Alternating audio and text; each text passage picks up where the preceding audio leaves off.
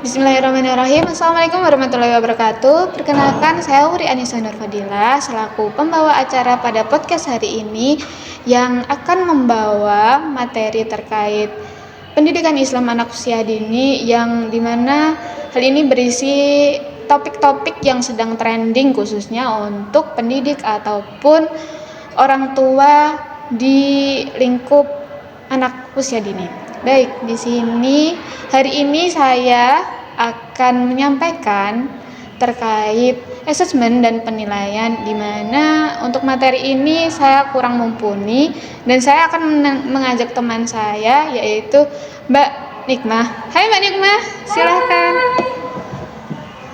Halo, Assalamualaikum. Apa kabar? Alhamdulillah baik. Gimana nih, ada apa? Baik, di sini nanti saya akan meminta Mbak Nikmah untuk menjelaskan bagaimana asesmen dan penilaian yang baik untuk orang tua ataupun pendidik di lapangan ya. Sebagai yang saya ketahui, Mbak Nikmah kan lebih mumpuni terkait materi ini. Tapi sebelumnya lebih baik kita harus memperkenalkan diri dulu ya Mbak. Silahkan Mbak Nikmah. Oke, hai, nama saya Nimatul Hayati, biasa dipanggil Nikmah. Saya mahasiswa Magister Pendidikan Islam Anak Usia Dini di Universitas Islam Negeri Sunan Kalijaga, Yogyakarta. Dan sebenarnya kita belajar ya, saling belajar aja ya. Tidak ada yang paling mumpuni atau gimana, tapi kita saling belajar satu sama lain. Oke. Iya. Baik,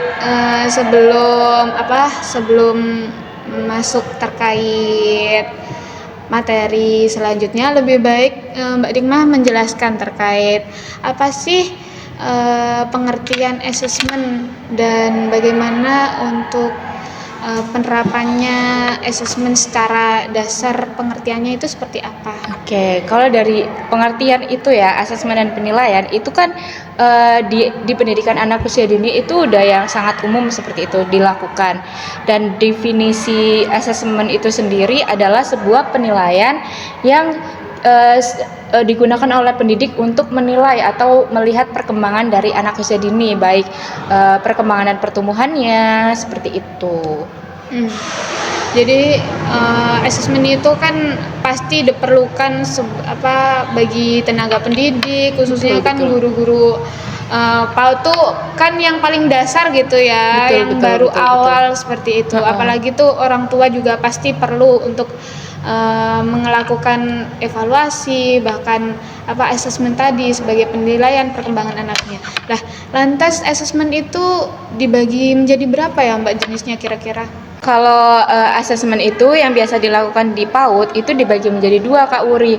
Yang pertama itu ada asesmen formatif, itu biasa dilakukan secara terus-menerus seperti observasi harian, bagaimana anak itu bermain di kelas atau perkembangan anak secara kognitif dan sebagainya. Jadi biasanya guru tuh di setiap pembelajarannya kan mereka bukan cuma mengajarkan ilmu ya, tapi mereka juga melihat perkembangan dari mereka, dari bukan hanya hasilnya, tapi mereka juga melihat perkembangan emosinya, kognitifnya, fisik motoriknya dan sebagainya. Dan yang kedua itu ada asesmen sumatif, itu dilakukan secara akhir periode, semisal ada rapot seperti itu.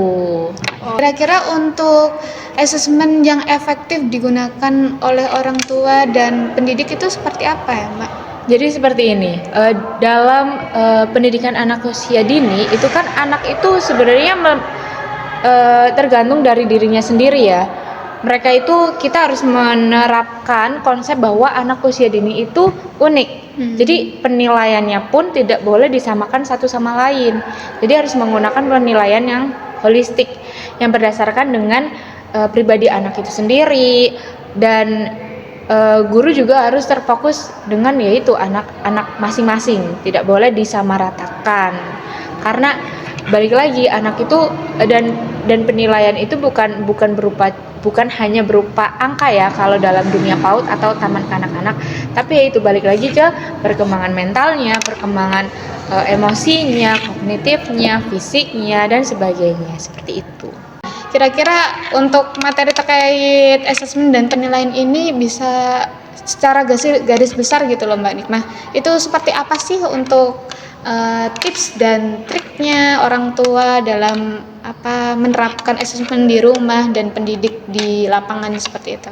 Oke, kalau dari kesimpulannya ya, asesmen itu kan bukan berarti hal yang terlalu formal atau yang hanya bisa dilakukan oleh pendidik di sekolahan, tapi kita sebagai anak-anak yang atau orang tua yang bersentuhan langsung dengan anak, bukan berarti harus orang tuanya, tapi ya kita sebagai pengamat anak-anak kita juga harus mengetahui asesmen itu sendiri. Dan asesmen itu bukan hanya berupa rapot, checklist, portofolio, tapi kita juga harus mengerti bahwa asesmen itu digunakan untuk melihat bagaimana anak berkembang dengan sesuai dengan usianya, seperti itu. Dan sebenarnya ada sih kayak kesulitan tersendiri yang dialami oleh pendidik dalam melakukan asesmen di sekolahan. Itu contohnya semisal asesmen kualitatif, asesmen berupa angka. Sedangkan perkembangan anak itu kan nggak bisa ya kita taraf dengan angka, kita nilai dengan angka. Kecerdasan emosionalnya 20 atau 70 itu tidak bisa, karena ya perkembangan anak itu kan banyak. Anak itu dapat membuang sampah di tempatnya, itu adalah penilaiannya seperti itu. Kemudian hal kecil ya, Mbak. Kemudian anak bisa menghormati temannya, anak bisa berterima kasih dengan baik, itu kan tidak bisa diukur dengan angka. Itulah kekurangannya. Dan mungkin dengan adanya perkembangan zaman atau perkembangan kesadaran dari pendidik-pendidik saat ini, mereka lebih aware atas hal itu.